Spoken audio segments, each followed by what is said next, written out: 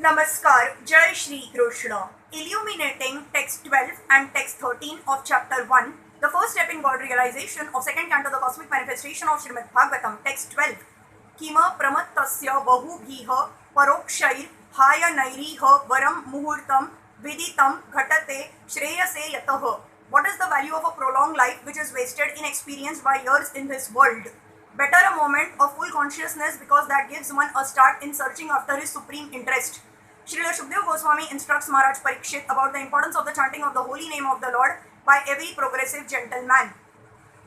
In order to encourage the king, who had only 7 remaining days of life, Srila Shukdev Goswami asserted that there is no use in living hundreds of years without any knowledge of the problems of life. Better to live for a moment with full consciousness of the supreme interest to be fulfilled. The supreme interest of life is eternal with full knowledge and bliss. Those who are bewildered by the external features of the material world and are engaged in the animal propensities of the eat, drink and be merry type of life are simply wasting their lives by the unseen passing away of valuable years. We should know in perfect consciousness that human life is bestowed upon the conditioned soul to achieve spiritual success, and the easiest possible procedure to attain this end is to chant the holy name of the Lord. In the previous verse, we have discussed this point to a certain extent, and we may further be enlightened on the different types of offences committed unto the feet of the holy name. Srila Jiva Goswami Prabhu has quoted many passages from authentic scriptures and has ably supported the statements in the matter of offences at the feet of the holy name. From Vishnu Yamala Tantra, Srila Jiva Goswami has proven that one can be liberated from the effects of all sins simply by chanting the holy name of the Lord. Quoting from the Markandeya Puran, Sri Goswami ji says that one should neither blaspheme the devotee of the Lord nor indulge in hearing others who are engaged in belittling a devotee of the Lord. A devotee should try to restrict the vilifier by cutting out his tongue, and being unable to do so, one should commit suicide rather than hear the blaspheming of the devotee of the Lord. The conclusion is that one should neither hear nor allow vilification of a devotee of the Lord. As far as distinguishing the Lord's holy name from the names of the demigods, the revealed scriptures disclose Bhagavatam 10.41 that all extraordinarily powerful beings are but parts and parcels of the supreme energetic Lord Krishna. Except for the Lord himself, everyone is subordinate, no one is independent of the Lord. Since no one is more powerful than or equal to the energy of the Supreme Lord, no one's name can be as powerful as that of the Lord. By chanting the Lord's holy name, one can derive all the stipulated energy synchronized from all sources. Therefore, one should not equalize the supreme holy name of the Lord with any other name.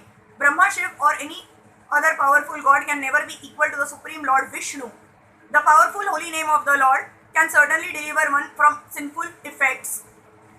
But one who desires to utilize this transcendental potency of the holy name of the Lord in one's sinister activities is the most degraded person in the world.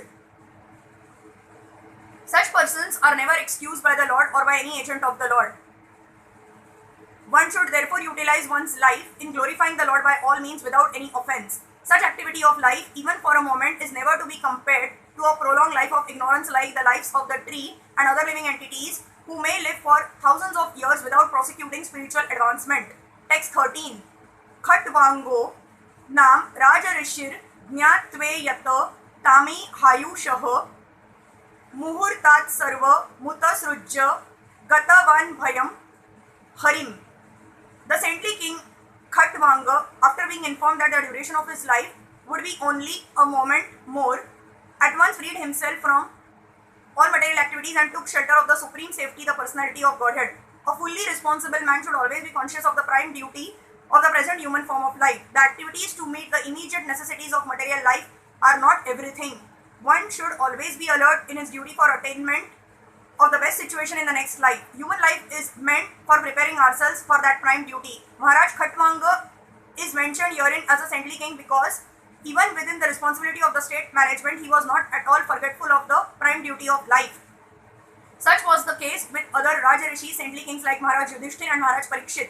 They were all exemplary personalities on account of their being alert in discharging their prime duty. Maharaj Khatvanga was invited by the demigods in the higher planets to fight demons, and as a king he fought the battles to the full satisfaction of the demigods. The demigods, being fully satisfied with him, wanted to give him some material benediction for material enjoyment.